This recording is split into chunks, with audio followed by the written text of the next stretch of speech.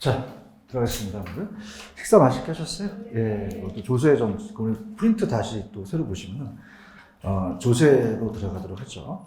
일단은 233페이지 펴시고 233페이지 펴시고 이제 천천히 또 들어가도록 하겠습니다. 시간 타임은요. 오늘 이제 그 50분 시작해서 2시 50분 시작해서 약간 쉬는 시간 한 5분씩만 좀 가질게요. 가지고 좀 빨리 끝내서 한 6시 반에 끝나는 걸로 이렇게 마무리하겠습니다. 자, 조세의 전가와 기착이죠. 그래서 밑에 233페이지 가시면 제4절에 조세 정책이라는 단어가 나오죠. 그죠? 문제가 한 문제 정도 반드시 나오기 때문에 얘는 이제 우리가 이번에 이제 기본 강의다 보니까 좀 난이도가 높은 건 좀 빼고 일단 밑에 보시면은 조세의 기능이라는 단어가 있죠. 별표를 좀 하나만 쳐보세요. 하나만. 이건 자주 출제되는 건 아니고요. 그냥 우리가 이 재정 조달보다도 밑에 보시 사회 정책이 따보세요. 자원 배분, 소득 재분배 찾았죠, 그죠? 이 두 가지만 좀 묶어보세요. 그래서 우리가 소득 재분배라는 얘기는 세금은 있는 사람한테 얻어서 얻는 사람을 나눠줘야 되죠. 한국세 있는 게 소득 재분배 역할을 하고 자원 배분은 저소득층들은 주택 사기가 쉬워요? 좀 어려워요. 세제상에 특혜를 주죠. 그 사람들한테 배분이 돼서 조세를 통하여 토지이용 규제하거나 조장시켜 민간과 공공물에 활용할 수 있다. 이렇게 자원 배분의 기능이 있다. 그래서 이 두 가지 위주로 좀 가져가셔야 되죠. 다른 것들은 뭐 3, 4번은 그냥 읽어보시면 되거든요. 자원 배분과 소득재 분배 기능이다. 이렇게 보시고. 그 다음에 이제 지가 안정이라는 거는 지가가 급등한 지역 투기 발생하게 되면 정부가 조세를 강화시키죠. 땅값도 떨어뜨리고 안정시키고 주택 문제를 해결하기 위해서 세제상 혜택을 주고 1세대 1주택 비과세라는 얘기 들어보셨죠?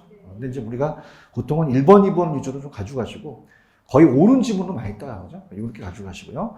그 다음에 여러분들 추천해드리는 건 넘기시면은 234페이지 가시면 국세와 지방세라는 단어가 나오죠. 별표는 3개 정도 쳐보시기 바랍니다. 그러니까 여기가 이제 우리가 이제 세법에서 나오는 문제가 계속 매년 출제가 되고 있어요. 그래서 그냥 이거는 이제 나중에 세법을 배우시고 한 3, 4월 달에 가서 또 암기기법을 가르쳐 드리기 때문에 그냥 훑어드리면 국세와 지방세가 있다는 얘기 많이 들으시죠? 국가인 중앙정부가 부과하는 거고요. 지방세는 지자체가 부과하는 건데 부동산 취득하고 보유하고 처분하죠. 그럼 우리가 취득할 때는 그냥 해요. 취득세를 내요. 보유세는 종합부동산세가 국세고 지방세가 재산세잖아요. 양도세는 양도다 이렇게 보시고 우리가 이 3, 4월 달에 가서 조금 더 해드리도록 하겠습니다. 아시겠죠? 왜냐면 학계론이 국세와 지방세라는 자체는 학계 문제가 아니거든요. 가끔 가다가 나오니까 해드리고 하고 그 다음에 이제 우리가 중요한 거는 조세의 전가와 기착이라는 게 있죠. 여기를 이제 우리가 배워보려고 해요. 그래서 이제 기초적으로 이제 오늘 프린트를 보시게 되면은 이렇게 해서 이제 요 문제 정도 풀 수 있는 정도만 가져가시면 되거든요. 그거 이제 조금 더 추가적으로 이제 드리는데 이 조세의 전가와 기착이라는 자체는 조금 이제 제가 내용을 또 보시면서 들어가도록 할게요. 자, 여기 이제 가게 되면은 일단은 용어 정리부터 하겠는데요. 자, 지금 조세의 전가와 기착이 뭔지 이제 우리가 234페이지에 나와 있는 그런 것들은 이따가 밑줄 쳐드리고 또 특히 제가 프린터가 있으니까 자, 우리가 세금이라는 자체는 요즘 여러분들 왜 보유가세가 굉장히 세잖아요. 그래서 이제 우리가 임대인이 주택의 주인이고 빌린 사람이 임차인이에요. 그러면 임대인을 우리가 공급자라고 얘기하고 얘가 이제 수요자죠. 그러면 정부가 이제 조세를 부과시킵니다. 이 조세가 뭐 종합부동산이 됐든 재산세가 됐든 자, 근데 그냥 임대료를 올려요. 옛말에 있는 사람이 더하다고 했죠. 그렇게 임대료를 올리는 걸 전가시킨다고 얘기를 해요. 그럼 우리가 임대료를 낮춘다, 임대료를 올린다. 올리게 되겠죠. 그래서 만약에 지금 1,000원이 임대료라면 100원을 부과시키게 되면은 만약에 1,060원을 올렸다 봐봐요. 그럼 60원만큼 임차인이 부담을 하겠죠. 임차인 부담은 적어지겠어요? 더 많아지겠어요? 많아지죠. 수요자 부담이 커진다고 얘기를 해요. 그다음 뭐 잉여 같은 건 나오는데 그건 제가 3, 4월 달에 빼고 하고요. 그럼 임차인 입장에서는 수요를 늘리겠어요? 수요를 줄이겠어요? 줄이죠. 근데 우리가 100원에서 얘가 60원 냈으면 40원은 얘가 내게 된 거죠. 그래서 공급자도 내게 되니까 나중에는 공급을 하겠어요? 공급을 줄이겠어요? 그럼 가격만 올라가고 거래량이 준다는 얘기죠. 근데 중요한 거는 이게 넘기는 걸 우리가 조세의 전가라고 해요. 조세의 부가예요, 전가예요. 부가는 정부가 하는 거죠. 그래서 전가라고 한다. 자, 근데 이제 중요한 거는 귀착 문제는 탄력성에 따라 달라져요. 그럼 대체재가 많으면 비탄력적이에요, 탄력적이에요. 그럼 선택의 폭이 좁아요, 넓어요. 넓으니까 가격을 비싸게 받으면 딴 데로 도망가죠. 그래서 이제 선진국 같은 경우는 요 임대주택이 적겠어요, 많겠어요. 많으면 수요자들이 유려하단 말이에요. 그래서 따라서 탄력적이다. 그럼 가격이 오르면 딴 데로 도망가 버린단 말이죠. 탄력적인 애는 유리하다는 게 그럼 어떻게 되겠어요? 임대인이 얘한테 전가시키게 되면 어떻게 돼요? 도망간다 그러면 딱 잡아야겠죠? 조세 부담을 좀 완화시켜요. 탄력적인한테 부담을 좀 완화시키고 그래서 조세 부담을 적게 하고 자, 비탄력적은 뭐냐니까 대체재가 적으니까 갈 데가 적죠. 후진국 같은 데는 주택이 좀 모자르잖아요. 갈 데가 없으니까 어떻게 돼요? 너 세금 올린다, 너 전가시킨다 그러면 어떻게 나간다니까 다시 들어가야 되죠? 그래서 어머 전 어렸을 때부터 조세를 너무 좋아해 저한테 부담시키는 거죠. 그러면 따라서 불리하다. 그러면 조세 부담이 커지거든요, 그죠? 그래서 이런 얘기예요. 그래서 우리가 이제 따라하시면은 자 따라서 탄력적, 유리하다. 탄력적이 불리해요, 유리해요. 탄력적이 가격이 굉장히 예민하다는 거죠. 적게 부담하고 탄력성이 작은 놈이 많이 부담한다는 거죠. 그래서 자 우리가 이제 책에도 있지만 일단 제가 정리한 거 볼게요. 아까 조세 전가라는 거 아시죠? 전가라는 것은 법적 납세 의무자로부터 다른 경제주체에 의해서 조세가 부담이 이전되는 거예요. 그럼 조세의 기착이란 조세 부담 납부를 실제 부담하는 사람 납세자와 세금의 납세 의무자의 다른 경우에 실질적으로 누가 부담하느냐가 따라서 조세의 기착, 아까 탄력성에 따라 달라진다고 했었죠. 그래서 기착. 그래서 정부가 세금을 수요자한테 또는 공급자한테 어느 누구에도 부과하든 수요 공급이 완전 비거나 완전 탄력적이 아닌 한 정도에 따라 차이가 있을 뿐 결국 수요자 공급자 같이 부담한다는 거죠.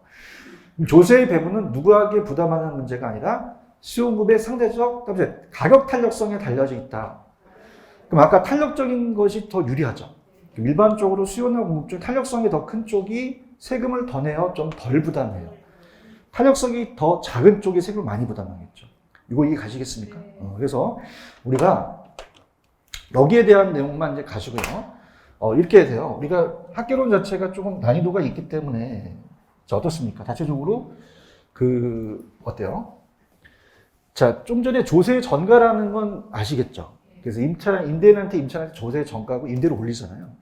그래서 이제 솔직히 이제 요거까지는 조금 지금 부담이 좀 가세요. 그래서 제가 여기서 보시면 세금을 부과시키면은 구제를 강화시키면은 그냥입니까? 아까 수요를 줄입니까? 둘 다 줄죠. 그럼 거래량이 줄 수밖에 없죠. 그죠? 그다음에 자, 이건 원래 이걸 이해해야 되는데 이건 제가 3, 4월 달에 뽑고요. 그냥 이렇게 생각해 보세요. 편안하게 들어보시면은 자, 이 탄력적인 게 아까 불리했어요. 탄력적인 게 유리했어요. 비탄력적이가 불리하잖아요. 그래서 이렇게 할게요. 자, 탄력적이면 따라서 유리하다. 그럼 수요자가 유리하게 되면은 반대편 애가 많이 낸다는 거죠. 여기 가시겠습니까? 얘가 비탄력적이면 불리하죠. 그럼 지가 더 많이 내는 거고요. 자, 얘가 탄력적이면 그냥요, 공급이 유리해요. 그럼 상대편의 부담이 크다는 거고, 얘가 불리하면 자기 부담이 커지는 거죠. 자, 이건 따라서 완전 탄력적이다. 완전히 유리하다. 그럼 다 누가 내겠어요? 공급자가 내고 임대료 안 올라가겠죠? 수요가 완전 비탄력적이면 따라서 수요가 완전 불리하다. 그럼 누가 다 부담하겠어요? 부가액만큼 다 상승하겠죠. 공급이 완탈이면 공급이 유리하죠? 수요자가 전부 부담하니까 부가액만큼 상승하고 공급이 완전 비면은 공급 불리하니까 공급자가 전부 부담하죠. 이렇게 가지고 하시면 되고요. 그 다음에 여기서는 이제 요거를 간다는 거는 제가 나중에 뽑고요. 그냥 이렇게 한번 생각해 보세요. 자, 우리가 세금을요, 고소득층하고 저소득층 중에서 누구한테 많이 세금을 부담해야 돼요? 고소득층한테 많이 부담해야 되잖아요. 근데 이 탄력성에 따라 달라진다는 건 지금 하게 되면 어렵기 때문에 내가 나중에 하겠는데 그냥 들어보세요. 그럼 동일 비율로 하게 되면은 안 좋잖아요. 그럼 상대적으로 얘가 혜택을 봐요. 그죠? 그러면 동일로 해야 돼요? 차등가세를 해야 돼요. 누진세라는 거 아시죠? 그래서 동일 비율로 하게 되면 고가 적게 내고 저소득층이 많이 부담한다는 것은 이게 탄력성을 알아야 되는데 그거 나중에 해드리고 동일로 해야 됩니까? 누진세를 적용해야 됩니까? 그러니까 같은 비율을 하게 되면 역진세는 오히려 반대 현상이 나타나서 고가 적게 부담한다는 얘기예요. 이따가 같은 비율을 나타내면 무슨 세가 나타난다? 역진세가 나타나요. 반대 현상. 무슨 세로 가셔야 돼요? 그러면 이게 효과적이죠. 수직적 형평성이라는 것은, 자, 우리가 용어 정리로 갈게요. 이따가 기본서를 보시면은 수평적 형평성과 수직적 형평성이라는 게 있어요. 자, 그러면은 갑돌이와 을돌이가 세금이 같으면 그냥입니까? 세금도 똑같습니까? 그러니까 수평적 형평성. 근데 만약에 지금 고가주택하고 저가주택 중에서는 얘가 더 소득이 많죠. 이렇게 얘가 더 많이 되는 건 수직적 형평성이라는 거죠. 여기까지 가시겠습니까? 그래서 잘 따라오셨고 넘겨보시면은, 자, 어디를 가게 되냐면, 아까 제가 떠들어댄 거는 아까 페이지 234 맨 위에 235페이지 있기 때문에, 제가 235페이지 가시면 비례세와 누진세 있죠. 여기 파란 색깔 위주로 한번 가볼게요. 천천히. 여러분들, 일률적으로 동일세율을 하게 되면은 주택가격에 적용하면은 임차인이 더 많이 부담하는 역진세라는 단어가 있나요? 역진세는 반대 현상이라는 겁니다. 반대로 더 소득이 낮은 사람이 더 많이 내게 된다는 거예요. 그러면 2번, 이걸 해결하기에는 차등 비율에 대한 우리 세법 시간에 배우는 무슨 세를 부과시켜야 돼요. 그래야지만 수직적 형평성을 달성할 수가 있는 거죠. 이거 가시겠죠? 그래서 여기까지가 지금 프린트물을 보게 되면 여기 문제 나와 있는 거 있죠? 요거 정도. 요거 문제 한번 풀어보세요. 문제 정도만 이제 가져가시면 됩니다. 좀 전에 제 강의를 들었으면 이건 충분히 풀 수 있거든요.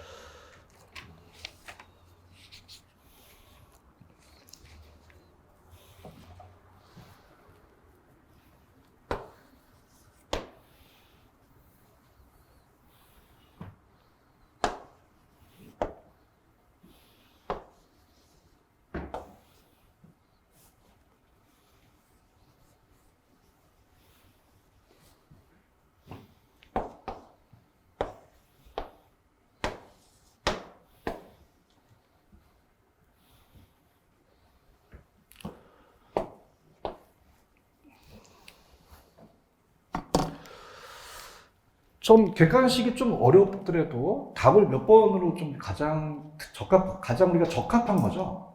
이거는 2번이 정답이에요. 들어볼게요. 정물 주택에 부과된 재산 상승시켰다. 다인계적으로 주택시가 나타나는 현상은 우리가 가장 적합한 것은. 자, 아까 여러분들 제가 이거 강의했을 때 절반씩 부담합니까? 탄력성에 따라 틀려집니까? 그럼 절반씩 다 부담하는 건 아니겠죠. 이거 가시겠습니까? 자, 그럼 어떻게 돼요? 재산세의 기착 문제는 수요의 탄력성과 공급의 탄력성의 상대 크기에 따라 달라진다는 건 맞겠죠? 그 다음에 3번. 자, 아까 재산세를 부과시키니까 그냥입니까? 임대료를 올립니까? 수요만 줄어요? 공급도 감소해요. 그럼 공급량은 증가한다? 감소한다? 감소하고요. 자, 제가 아까 일률적으로 같이 부담한다면 누진세 효과가 나타납니까? 역진세 효과가 나타납니까? 역진세죠. 기억나시죠? 그 다음에 수요가 완탈이면, 수요가 완전히 유리하다. 그러면 다 임대인이 내겠죠. 지가 안 내고. 무슨 말씀인지 아시겠어요? 그럼 전부 누구한테 기착되는 겁니까? 임대인한테 기착되는 거죠. 여기 가시겠죠? 그래서 몇 번이 가장 맞다고 보십니까? 2번이 제일 맞죠. 이해하셨죠? 그 다음에 넘겨보시면은 237페이지로 가시면은 심화에 헨리 조지의 토지 단일세라는 게 있죠. 요건 제가 3, 4월 달에 좀 뽑을게요. 자주 출제되는 부분은 아닌데, 이게 여러분들 이제 왜 지대론에서 고전압하는 애 있었잖아요. 그 연결되고 좀 탄력성이 연결되기 때문에 지금 하시기는 좀 어렵습니다. 무슨 말씀인지 아시죠? 그래서 지금 이게 수강생들하고 많이 얘기하다 보니까 개론이 많이 어렵잖아요. 그래서 지금에 안 되는 거는 조금 나중에 빼도록 하겠어요. 알겠죠?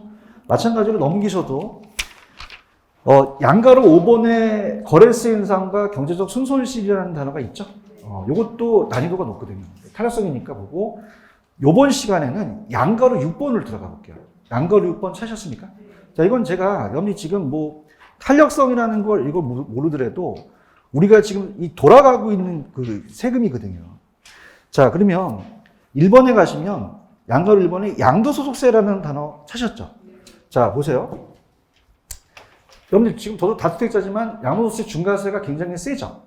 그럼 어떻게 생각하세요? 지금 양도세를 중과된다고 하니까 사람들은 정부 입장에서는 양도소득세를 증가하게 되면 부가서 징수하게 되면 물량이 많이 나오면 가격이 떨어지잖아요. 그다음에 정부 생각이다. 물량이 안 나와요. 그다음에 동결효과. 자, 그럼 동결효과는 뭐냐면 자, 물량이 따라서 꽁꽁 얼어붙는다. 그 물량이 나와야 안 나와요. 그 물량 잠긴 효과가 나타난다는 거죠. 그럼 공급이 증가합니까? 공급이 감소합니까? 그럼 나중에 가격이 어떻게 될까요? 올라간다는 얘기예요. 요거 이해 가시겠습니까? 그래서 이해하실 수 있는 것만 잡으세요. 1, 2월 달에는. 더 잡아봤자 머리에 들어오지도 않아요. 막 경제선수는. 제 말 인정하십니까? 어차피 3, 4월 걸 갈 거예요. 근데 이제 1번을 보시면 양도세 중과라는 단어가 나오나? 그럼 거기 보시면 양도를 따라서 동결효과. 그럼 물량이 잠겼죠. 그럼 파란 색깔 공급이 어떻게 되겠어요?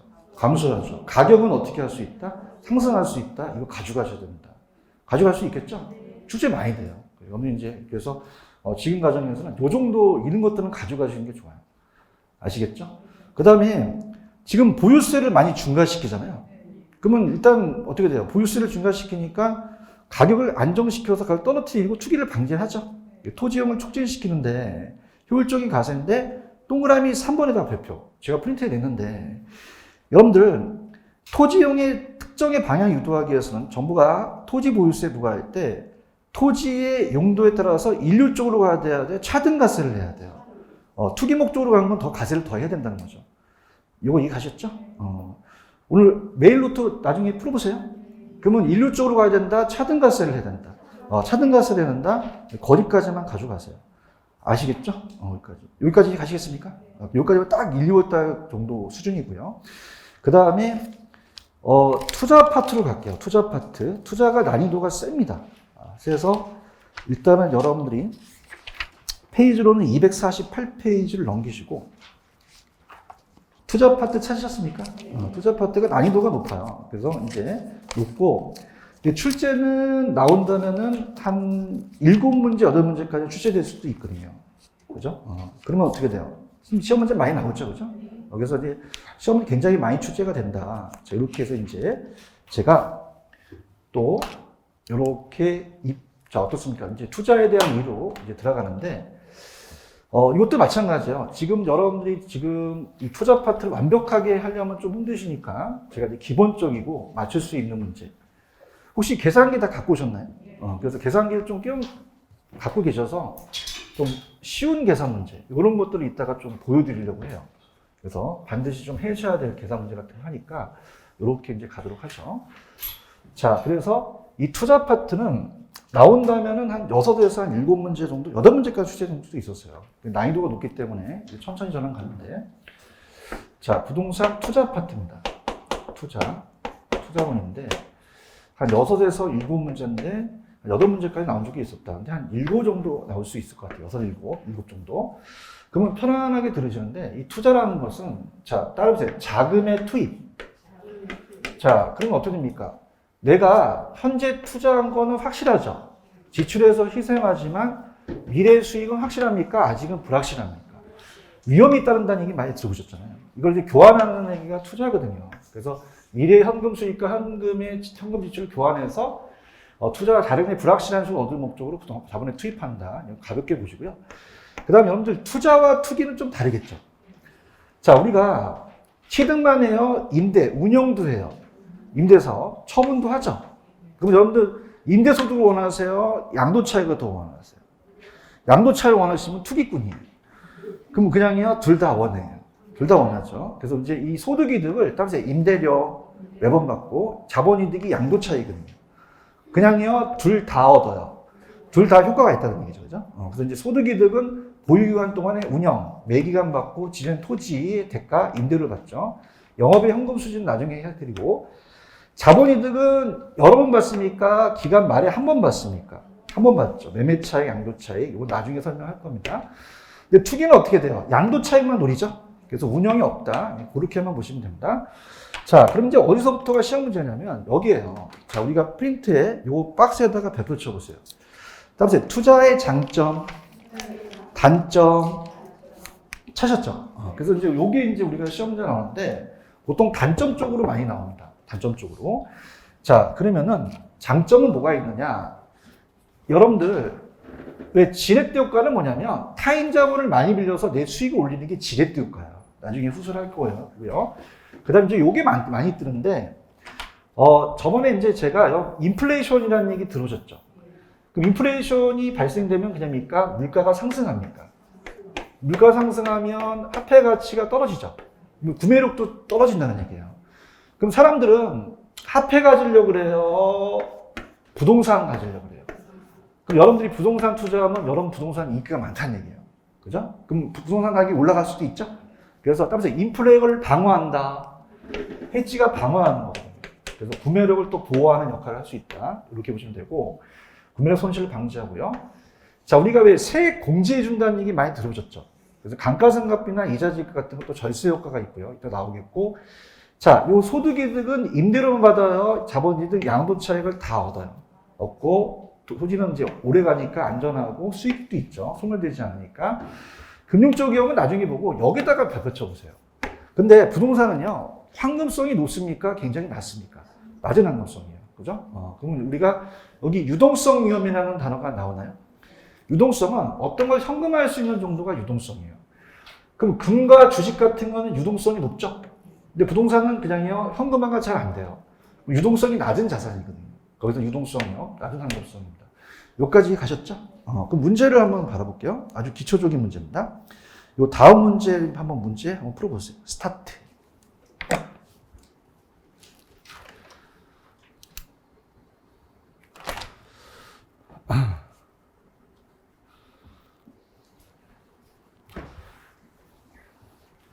틀린 걸 찾아야 됩니다. 좀 쉽게 나왔죠?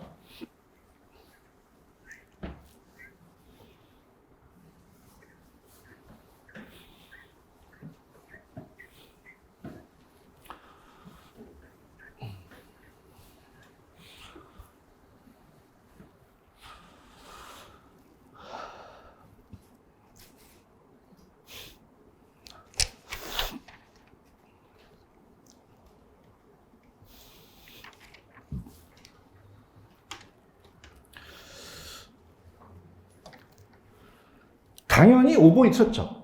부동산은 주식같이 단기간에 현금화할 수 있는 가능성이 높다, 낮다. 낮은 황금성이잖아요. 이거 이해가셨죠? 다른 것도 중요합니다. 부동산은 실물 자산이에요. 그냥입니까? 오래 갑니까? 영속성을 해서 가치 보존이 우수하죠. 임대사업 할 때 아까 제가 세액 공제를 해주잖아요. 건물에 대한 감가상각비, 이자 비용 것들 세금에서 비용 처리를 해서 공제를 해주고, 자, 돈을 빌릴 수 있죠. 그럼 저당 잡힐 수도 있죠. 그냥입니까? 전세 잡을 수도 있습니까? 전세자는 타인 돈이잖아요. 그러니까 레버리지는 타인 돈이나 이런 걸 빌리는 게 레버리지거든요. 활용할 수 있다. 자, 아까 여러분들 인플레이션에 맞서서 물가 상승하면 그냥요, 화폐 가치는 떨어져요. 근데 여러분들은 화폐 가지려고 그래요? 부동산 가지려고 그래요? 부동산 가격이 올라갈 수 있죠. 인플레이션을 막을 수 있는 수단을 갖고 있다는 거죠. 이거 가져가십시오. 이렇게 가져가시고요. 그 다음에 이제 따라보세요. 지렛대 효과. 그래서 요거는, 자, 페이지만 적어 놓을게요. 지렛대 효과가 어디냐면, 여러분들이 일단은, 250페이지로 가시면 지렛대 효과라는 게 있어요. 250페이지 지렛대 효과 찾으셨습니까? 요거. 그래서 요걸 이제 가는데, 자, 일단은 제가 이제 프린트에 나와 있는 요 정도만 이제 우리가, 풀 수 있는 걸로, 나머지 거는 좀 제가 다른 시간대 좀 옮기겠는데, 자, 이게 이제 식인데요. 자체적으로 여러분들 이제 지렛대 효과를 이제 계산을 하게 되면 시간이 좀 걸리니까 제가 이제 천천히 스토리를 줬고 제가 얘기해 볼게요. 자, 지렛대 효과는 뭐냐면, 자, 이렇게 됩니다. 일단 내용을 봐야 되니까. 지렛대 효과는 타인자금을 빌려서 수익이 낮아져야 돼요? 내가 높아져야 돼요? 그 지렛대 효과라는 거죠. 그죠? 그래서 우리가 기본 과정이니까 이 지렛대 효과는 이렇게 무거운 짐을 올리는 게 지렛대예요. 그러면 혼자서 드는 게 좋아요? 타인이 들어줄수록 좋아요. 그러면 자기 자본만 아니라 타인 자본을 빌리라는 얘기죠. 그래서 자기 자본을 두자로 지분이라고 하고요. 타인 자본을 저당이나 부채라고 해요. 저당이나 부채. 자, 그래서 타인 자본을 많이 빌리게 되면은 올리기가 쉽죠. 그죠? 그래서 이제 좋은데, 자, 그러면 자기 자본을 빌리는 거예요? 자기 자본 투자예요? 타인 자본을 빌리는 거예요? 그것을 이용해서 부채 비율이 증가하면, 부채는 돈 빌리는 비율이거든요. 그러면 자기 자본 수익률에 대한 게 미치겠죠? 이 자기 자본 수익률이 이제 자기가 돈을 빌려서 이자를 뺀 자기 자본 수익률에 영향을 미친다는 거죠. 이렇게 가고요. 자, 그러면 여러분들 그 위험은 적을까요? 위험 반드시 커질까요? 커지죠. 그래서 따라서 레버리지는 지렛대 효과는 위험은 반드시 증가합니다.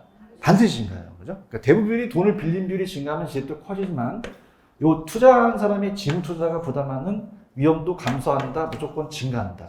증가해요. 전세를 끼고 주택 산다는 얘기 들어보셨죠? 이것도 지렛대 효과거든요. 그러니까 융자를 받아서 아파트를 구입했을 때 차익금리보다 집값이 높아서 내 양도 차익이 자본이 보는 경우도 지렛대 효과고, 전세를 끼고 산다는 건 전세금은 내 돈이에요? 타인 돈이에요? 그러면 또 가격이 오르면 지렛대 효과가 나타날 수 있죠? 이것도 지렛대 효과가 나왔고요. 자, 근데 난이도가 높은 게 이제 얘예요. 이제 용어 정리가 중요해서 제가 이 총자본 수익률이 나왔고 지분 수익률이 있거든요. 그다음에 총자본 수익률, 지분 수익률. 자, 이걸 이제 우리가 한번 돌아보도록 하죠. 이 계산 문제가 나오기 때문에 계산 제가 임의적으로 한 다음에 이제 나중에 이제 계산은 같이 해드리고요. 자, 여기 이제 정의가 나와요. 정의가 나와서 이제 요 계산식 방식은 제가 해드릴 테니까 천천히 한번 보세요. 자, 옛날에 이제 나온 걸로 이제 본다면, 만약에 총자본이 내가 1억을 투자해요.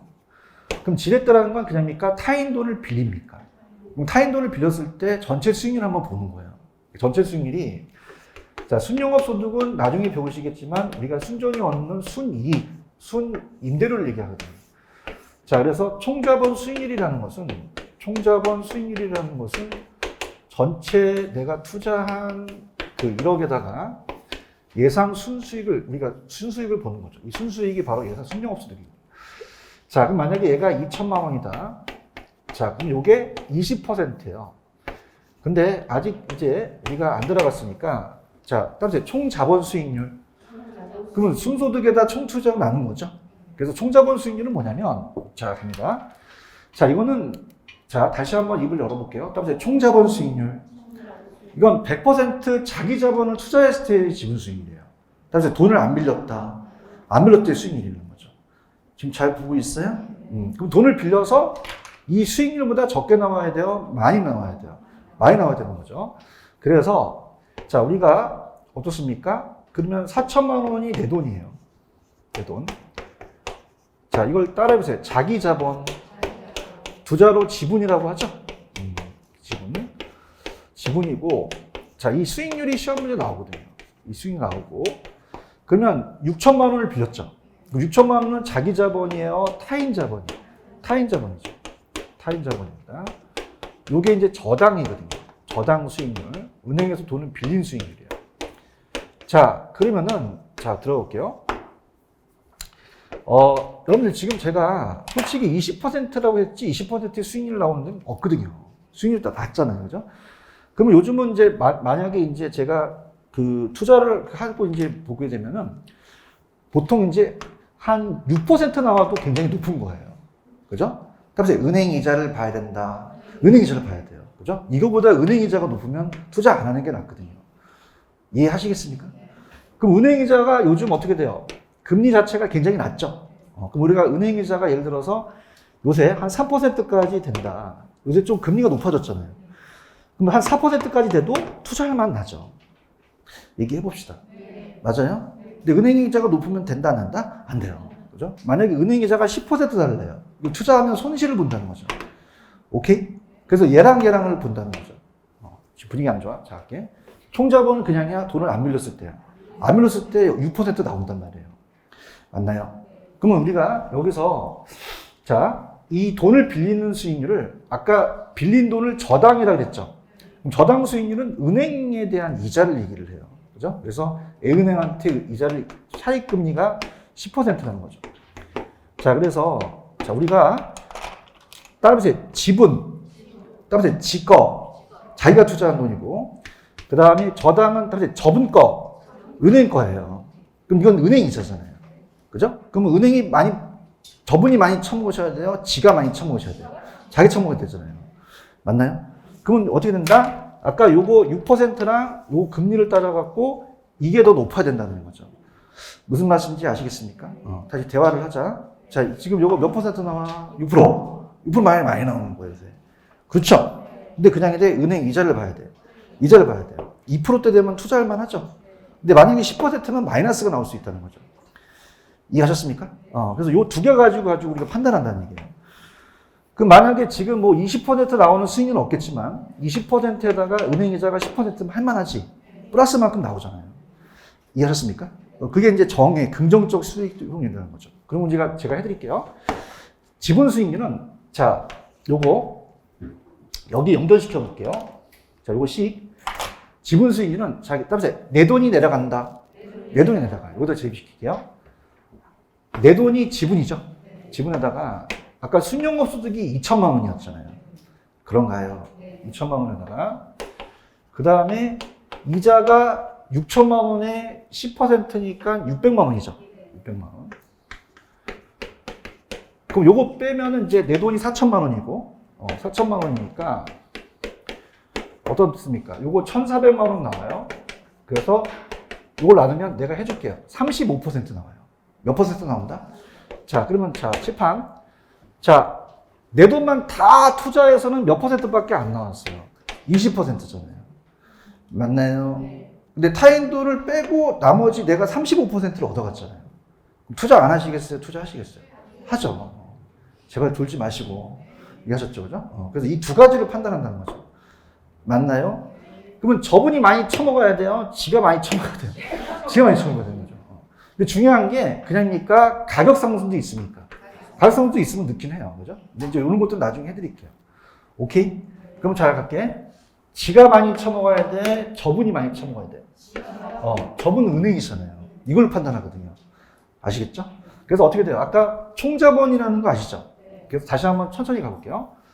자, 우리 지금 임대 사업을 하려고 어떤 건물 하나 사요. 그럼 아까 요 총자본이 6%대다.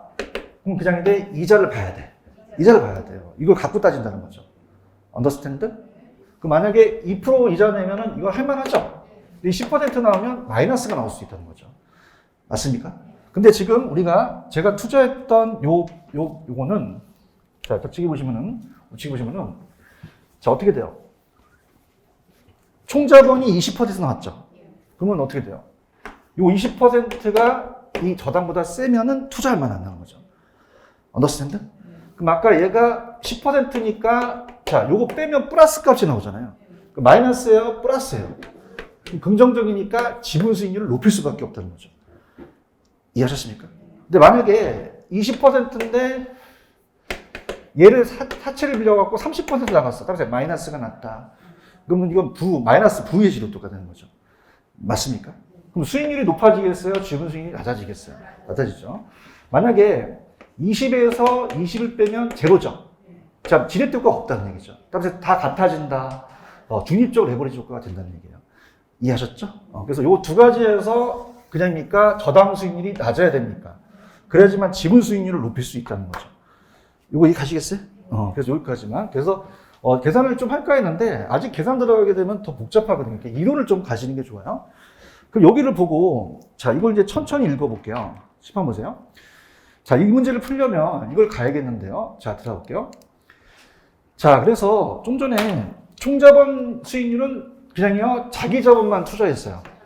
그러면 이자 내고 내 걸 가져가는 이자 수익률이 지분 수익률이거든요. 그럼 그 유형은요, 총자본과 저당 수익률 비교하죠. 그러면 저당 수익률이 커야 돼요? 총자본이 커야 돼요? 총자본이 커야 되잖아요. 그럼 파이팅 하세요? 그러면 총자본이 크다는 건 내가 지분 수익이 높아지잖아요. 그럼 요 차이점이 내가 먹은 게 되겠죠. 아시겠습니까? 그래서 다시 갈게요. 자, 따라서 돈을 안 빌렸을 때는 20%밖에 안 나왔다. 돈을 빌렸으니까 35%가 나오게 된 거예요. 그 뺀 게 공제한 값이 지렛대 효과가 나타나는 거죠. 아시겠죠? 그러면 자, 갈게요. 자, 그렇다면은 칠판 보시면요. 자, 이거를 이제 제가 요거 이렇게 해서 이제 냈죠. 자, 그러면은 요거가 가치 없는 이제 풀어볼게요. 많이 힘드시니까. 아까 제가 이 정이 발생되려면, 그러니까 우리가 레버리지 효과는 반드시 위험이 감소한다, 위험이 증가한다? 증가해요. 따라서 레버리지는 항상 위험이 증가해요. 자, 그럼 보세요. 여기 레버리지 있어요? 그래서 반드시 위험은 증가한다. 그럼 여기 중간에 읽지 마세요. 그냥 위험만 찾으세요. 위험 있나요? 위험이 감소한다, 위험은 증가한다? 증가한다는 거죠. 이런 거 원하잖아? 알겠죠, 그죠? 그냥 들어, 그냥. 레버리지 나오면 무조건 위험은 증가해요. 중간에 읽을 필요 있어요, 없어요? 없다는 거죠. 아시겠죠? 그럼 몇 번 정답이다? 5번이 정답이에요. 오케이? 그러면 다른 게 맞는지 봐야 되지? 얘가 틀었으니까 다른 게 맞겠지? 갈게. 레버리지 효과는 무슨 자본을 이용하는 거예요? 타인 자본이죠. 부채 비율은 나중에 돈 빌리는 비율이에요. 그럼 무슨 수익률에 영향을 미칠까요? 자기 자본 수익이죠. 자기 자본 수익 올라갔다 내려갔다 하는 거죠. 언더스탠드? 자, 정의되려면 저분이 많이 먹어야 돼? 저분은 제일 적게 먹어야 돼? 저당 수익이 제일 적어야 된다는 거예요. 그럼 총 자본이 저당 수익이 높으면 정이 되겠죠. 아시겠습니까? 중립적은 그냥입니까? 변화가 없습니까? 20에서 20 빼면 남는 게 없잖아요. 그럼 부채비 변화도 자기 자본이 변한다, 변하지 않는다? 변하지 않고요. 부는 마이너스가 나죠. 그 부채비율이 돈을 많이 빌리면 자기 자본 수익이 상승하겠어요? 하락하겠어요? 하락한다는 거죠. 언더스탠드? 이렇게만 잡으시면 돼요. 그죠? 그래서 다시 한번 갈게요. 지금 졸음 오셔서 갈게요. 자, 들어갑니다. 10번 보세요. 자, 노란 색깔 위주로 갈게요. 10번 보시면은. 자, 지렛도가는 무슨 자본을 이용했어요? 어떤 수익률에 영향을 미쳤어요? 자기 자본 수익. 자, 어떻습니까? 아까 지렛도가 레버리지죠? 걱정하지 마요. 한글로 그냥 레버리지 나와요. 됐다? 이거 나왔죠? 그러면 위험 봤죠? 중간에 읽을 필요 있어요? 없어요? 그럼 위험은 어떻게 한다? 증가가 만든 거죠. 아시겠죠? 그 다음에 우리가 융자를 받거나 전세를 끼는 것도 그냥요, 지렛대 효과 들어갈 수 있어요. 들어갈 수 있죠. 들어간다. 이렇게 보시면 되고. 그 다음에 요 표가 중요해요. 요 표가 아까 중요합니다. 자, 그럼 이렇게 할게요. 요 표에다가 지분은 그냥요, 지 거예요. 지 거. 자기가 투자한 임대사업자, 자기 투자자를 얘기하죠. 저당은 누구시죠? 남이 누구야? 은행이죠, 은행. 은행이 뭘 처먹는 거야? 이자를 처먹잖아요. 그러면 저분이 많이 먹어야 돼? 지가 많이 처먹어야 돼? 그러니까 이쪽으로 부동어가 가야 돼요. 아시겠습니까? 따라서 부동어가 중요하다. 부동어가 중요해요. 그래서 이렇게 해보세요. 따라서 지총정. 그럼 요 부동어가 이렇게 돼야 되지, 이렇게 되면 된다, 안 된다? 안 되죠. 마이너스가 나온다는 거죠. 언더스탠드? 중립적이라는 건 그냥이야 다 같다. 요 정도만 좀 보시기 바랍니다. 아시겠죠? 그죠? 그래서 아까 요 문제 당연히 풀 수 있죠? 몇 번이 정답이었어요? 레버리지 나오면, 중간에 다 안 봐? 안 봐. 위험은 증가한다. 이렇게 잡으시면 돼요. 아시겠죠? 이렇게 됐습니다. 분위기 좋아요. 자. 이해하셨죠? 그죠? 그래서, 내 마음을 좀 비기로 했어요. 여러분들이 수준을 봐야 되니까 너무 업그레이드 시켜도 지금 안 되는 것 같아요. 그러니까 뭐, 지금 있는 상태에서 왜 몰라! 막 그래도 안 돼. 큰일 나. 아는 수준까지. 아시겠죠? 그죠? 근데 요 정도까지, 요 정도. 기출이 됐잖아요. 몇 회 됐어요? 20회 됐단 말이에요. 아시겠죠? 그죠? 그래서 여기서 잠깐 업그레이드 되는 거는 나중에 이제 3, 4월 달에 가서 계산 막 돌리고 막 그럴 거거든요. 돌리면 지금 다 집에 가요. 큰일 나. 나 알아. 자, 그래서, 막 내가 계산 돌리고 막 하면은 여기서 반은 빠져. 좀 많이 빠졌는데 또 빠지면 큰일 나. 그냥 갈게. 그래서 부동산은 안 위험해요? 위험해요. 위험해요. 투자에 대한 위험을 봅니다. 이렇게 OX 문제를 넣었는데 일단은 그 두 번째는 어디가 시험 문제냐면 페이지 가시면은 여러분들 그 256이에요. 256.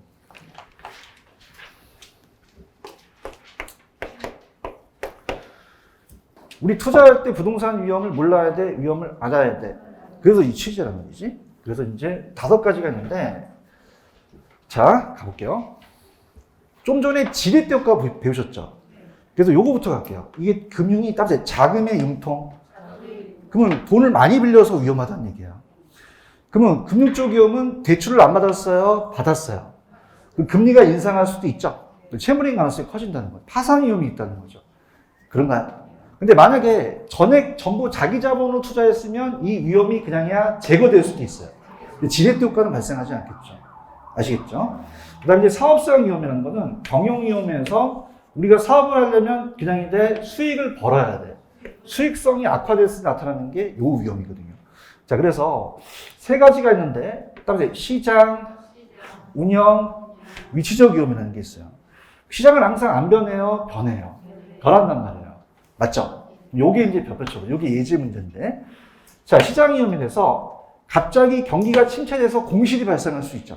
그래서 인구 구조나 기술 수준 변화, 또 수요 공급이 변화해서 이런 거 나오면 이건 무슨 위험이에요? 시장, 사업상 위험이 들어가고, 운영은 운영을 잘못할 수 있죠.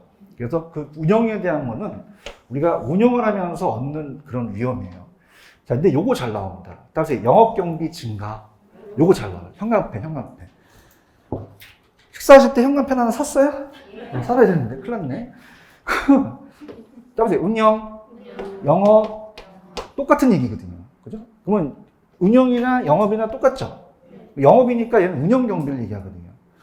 그러면 운영 경비 같은 거 증가한다는 거는 어떻게 돼요? 운영을 하면서 잘못되면 경비가 더 나갈 수 있죠? 그래서 임대료가 연체되거나 근로자가 파업하거나. 자, 위치적 위험이라는 건 요 상대적이라는 게 나왔었는데, 들어보시면요.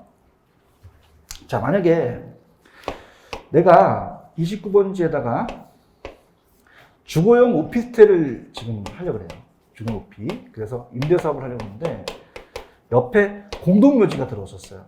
가까워서 좋아요? 큰일 났죠? 그러면 이건 그냥입니까? 이건 위험입니까? 위험이요. 위치가 않은 말이거든요. 맞습니까? 근데 예를 들어서, 자, 우리가 만약에 29번지에 강남에 아파트가 있으면은 그 주위에 환경이 좋죠? 그러면 이 고조선서부터 그 강남의 위치는 변화 있어요? 변화가 없어요. 따라서 절대적 위치는 불변이다. 절대적 위치는 안 바뀌어요. 절대적 위치는 안 바뀌고 불변이고. 자, 이렇게 바뀌었다는 건 따라서 상대적 위치가 바뀌었다. 무슨 위치가 바뀌었다? 상대적 위치가 바뀐 거예요. 지금 보고 있어요? 가만히 있지 말고 상대적에다가 또 현금에 치워야지. 여기도 이렇게 다 샀어. 빨리 치게. 무슨 위치? 상대적 위치. 절대적 위치가 아니라는 거죠. 아시겠죠? 그래서 요게 나왔었어요. 그래서 이제 부동성 때문에 움직여요, 안 움직여요? 입지 선정이 실패했죠? 이렇게 보시면 됩니다. 그래서 우리가 이제 오지선다다 보니까 5가지가 있어요. 금융까지 봤고요. 그 다음에 이제 법률적 위험이라는 단어가 있나요? 자, 법은 안 바뀌어요? 바뀌어요. 제도적인 게 바뀝니다. 희한하게 제가 이제 투자를 한 3, 4, 5년 하고 있는데 제가 딱 투자하면 다 규제적으로 묶여요. 그냥이야, 나 묶였어. 묶여서 하면 법이 바뀔 수 있다는 거죠. 아시겠습니까? 그럼 이건 사업을 잘못해서 그래? 돈을 많이 들여서 그래? 법이 바뀌어서 그래? 그럼 법이 중요한 거예요? 이게 환경이 변화돼서 그렇잖아요. 변화. 그러면 정책 규제가 중요해요? 이 규제가 변화됐어요. 변화됐고, 한국은행에서 기준금리를 높인다는 얘기 들어보셨죠? 이것도 화폐정책, 재정정책. 이것도 이제 들어가고요. 저 인플레에다가 다 붙여보세요. 인플레. 자, 예상치 못한 인플레이션이 발생되면, 자, 우리가 어떻습니까? 우리 투자자도 위험해요. 자, 깜짝이야. 화폐 가치가 떨어진다. 그러면 지금 100만 원 받고 있는 임대료가 낮아질 거 아니에요. 실질적인 수익률이 저하되죠? 근데 이 대출자가 누구냐면 은행 입장을 물어봐요. 무슨 입장을 물어본다? 은행. 자, 그래서 우리가 돈을 빌린 사람이 차입자죠. 은행이 대출자라고 얘기를 해요. 은행을 뭐라고 한다? 대출자. 그래서 이제 갑돌이가 아까 갑니다. 1억짜리 부동산을 이제 살려고 자기가 4천만 원이 있으면 아까 6천만 원을 땡겼을 거 아니에요, 은행한테. 그래서 A은행을 따라서 대출자, 돈 빌린 애를 따라서 차입자라고 하거든요. 그러면 얘한테 이제 6천만 원 빌렸으니까 이자를 갚아 나가야 되죠. 근데 만약에 100만 원씩 매달 주고 있었어요. 매달. 자, 그러면은 은행 봤을 때 그냥입니까? 이 화폐 가치가 떨어집니까? 그럼 더 받아야 되잖아요. 고정과 변동이라는 얘기 들어보셨나요? 그럼 고정으로 가는 게 나아요? 변동으로 가는 게 나아요? 그래야지만 요 금액을 올려서 받을 수 있는 거예요. 알겠어요? 자, 그러면 여기서 대출자가 누구라고요? 네. 그럼 인플레가 예상되면 그냥 해야 돼? 변동으로 바꿔야 돼. 변동으로 바꿔야지만 정가시킬 수 있잖아요. 맞아요? 그럼 고정이자 대신 무슨 이자를 선호한다? 요거 잘 나온다. 요거 아주 잘 나와. 요거 별표 쳐. 요거 아주 느낌 좋아. 무슨 이자를 선호한다? 그 변동이자를 선호한다는 건 어떻게 돼요? 자기가 실질적 받는 가치가 떨어지다 보니까 더 받으려고 하는 거죠. 맞습니까? 자, 그러면 투자가 안 위험하겠어요? 위험하겠어요? 그 인플레에 대한 위험을 항상 고려를 해야 된다는 거죠. 아시겠습니까? 요거는 이따 나중에 할 테니까 좀 아직 보지 마시고 여기까지만. 자, 아까 우리 부동산은 현금화가 잘 돼요, 안 돼요? 우리가 현금화 시키는 게 유동성이잖아요.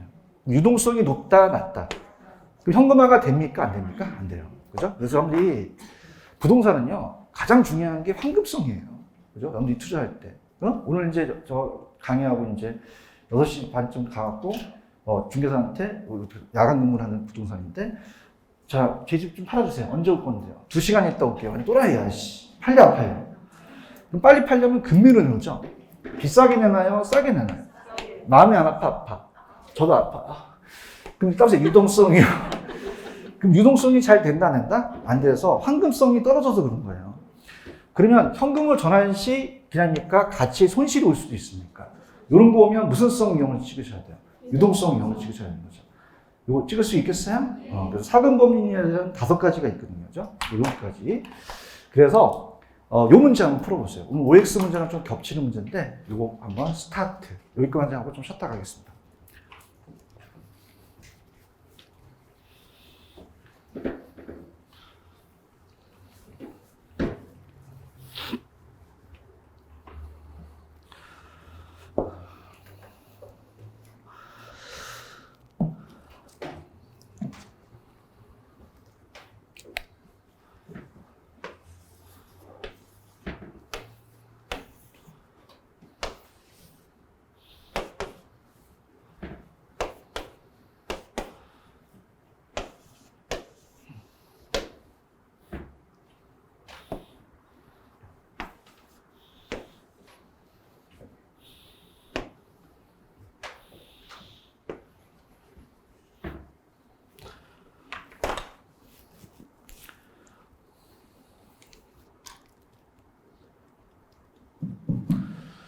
답은 몇 번일까요?